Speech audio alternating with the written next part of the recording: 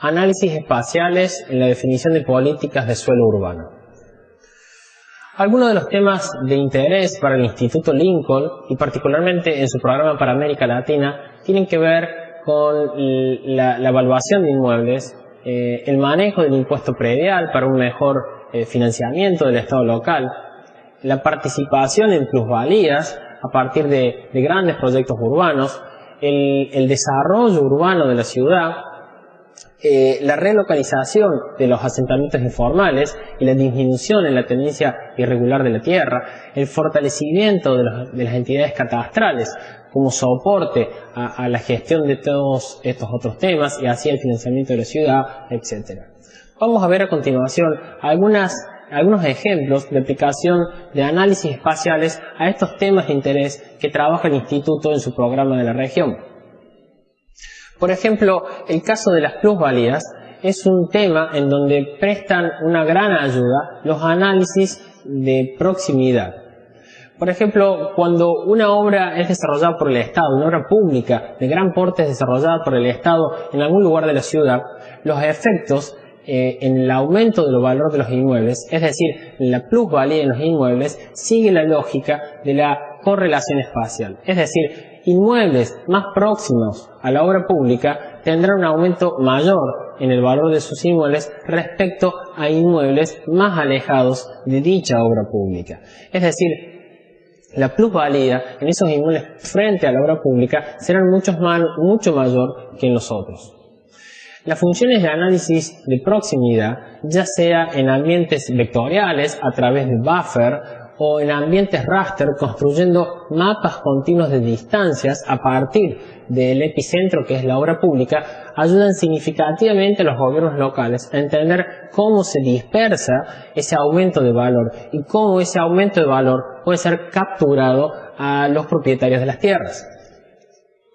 Un segundo ejemplo de aplicación es cómo pueden ayudar las herramientas de cálculo de densidad espacial a comprender la dinámica del mercado de suelo.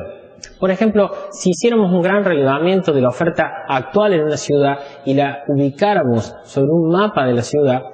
y si ese mapa de puntos lo tradujéramos en un mapa raster de densidades, utilizando estas funciones de análisis, podríamos observar un mapa que nos muestra para toda la ciudad, no solo para las muestras fuentes del análisis, para toda la ciudad, una valoración de en dónde existe mayor movimiento del mercado de suelo. Si a esos puntos adicionalmente le relacionamos los niveles de las transacciones, entonces podríamos obtener un segundo mapa de densidades que tenga en cuenta no solo la concentración de los puntos o de las transacciones, sino también de los niveles de las transacciones. Y ese segundo mapa nos informaría no solo dónde hay mayor dinamismo del mercado de suelo, sino dónde ese dinamismo es más concentrado en niveles altos de transacciones inmobiliarias. Desarrollar los análisis y obtener esos mapas ofrecen una información muy interesante que es recomendable realizar. Un tercer ejemplo sería cómo nos pueden servir las funciones de construcción de superficies continuas o surface en el cálculo de los valores del suelo y en la comprensión de los valores del suelo en una ciudad. Generalmente los procesos de determinación de valores del suelo en forma masiva parten de la recolección de datos del mercado o de transacciones que son ubicables en la ciudad. Luego de ubicar ese gran conjunto de puntos de información, de depurarlos,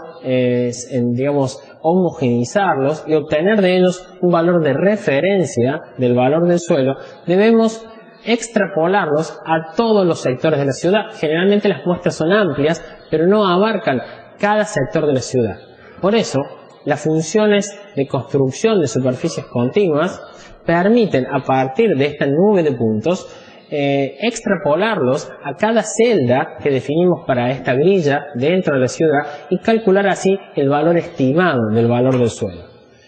Esa superficie continua luego puede, a través de funciones en el ambiente vectorial, ser trasladada a valores promedio o de referencia por cuadra en la capa, por ejemplo, de calles o a valores promedios por manzana en la capa de manzanas y publicar desde el catastro las tradicionales plantas de valores o mapas de valores.